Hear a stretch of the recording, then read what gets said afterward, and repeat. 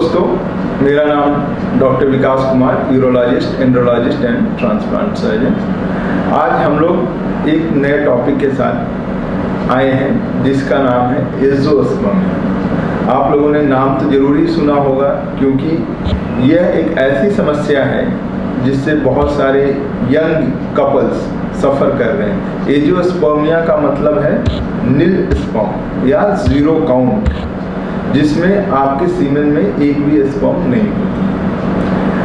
अब अगर हम देखें इनफर्टिलिटी की बात करें तो हमारे सोसाइटी में इंसिडेंस की बात करें या प्रिवलेंस की बात करें तो 15% है।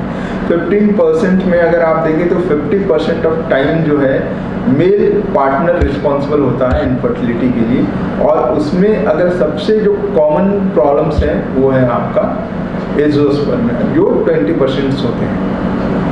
एंजियोस्पर्मिया होने के बहुत सारे कारण हो सकते हैं, लेकिन इसे मुख्य रूप से दो भागों में डिवाइड किया गया है, obstructive azoospermia and non obstructive azoospermia. Obstructive azoospermia कहने का मतलब है कि आपकी जो प्रोडक्शन है, जो प्रोडक्शन आपके टेस्टिस में होती है या अंडकोश में होती है, और वो फिर ट्यूब्स के थ्रू आपके सेमिनल वेसिकल्स में पहुंचती है और वहां से वो पेशाब के रास्ते बाहर निकलता है। तो अगर इस रास्ते में कहीं रुकावट है तो इसको हम लोग ऑब्स्ट्रक्टिव एंजियोस्पर्मिया। इसके कारण बहुत सारे हो सकते हैं, मैं डिस्कस करूंगा, जिसमें आपका इन्फेक्शन हो सकता है।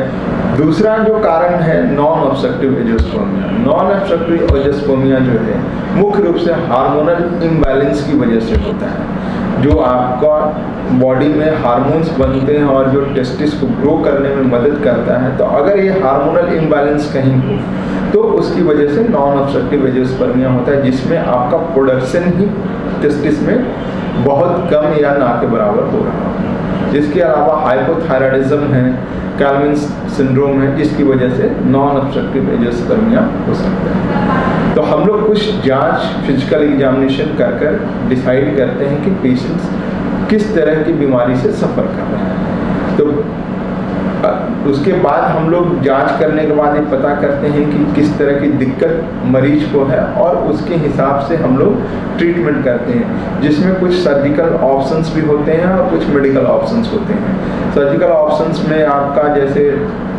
वैसेक्टमी रिवर्सल हो गया या ट्यूरेड हो गया। अगर आपका इजैकुलेटरी डक्ट ऑब्स्ट्रक्शन है तो उसको हम लोग दूरबीन से ऑब्स्ट्रक्शन को रिलीज करते हैं।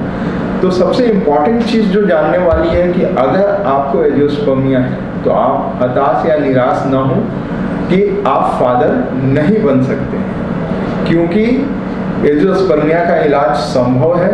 इवन नॉन ऑब्स्ट्रक्टिव एंजियोस्पर्मिया भी आपके सीमेन में स्पर्म नहीं आ रहे हैं, इसका ये मतलब नहीं है कि आपके टेस्टिस में स्पर्म नहीं बन रहे हैं। स्पर्म बन रहे हैं, वो क्वांटिटी बहुत कम है, लेकिन इसको हम लोग मेडिकल ट्रीटमेंट या सर्जरी से ठीक कर सकते हैं और आप अपने बच्चे को जन्म दे सकते हैं। तो you can be a biological father unless you come for the treatment. तो मैं उम्मीद करता हूँ कि जो भी कपल्स एंजियोस्पर्मिया से सफ़र कर रहे हैं या परेशान हैं तो वो हताश ना हो, वो अपने एंड्रोलॉजिस्ट से ज़रूर मिले और इसका समाधान ज़रूर लें।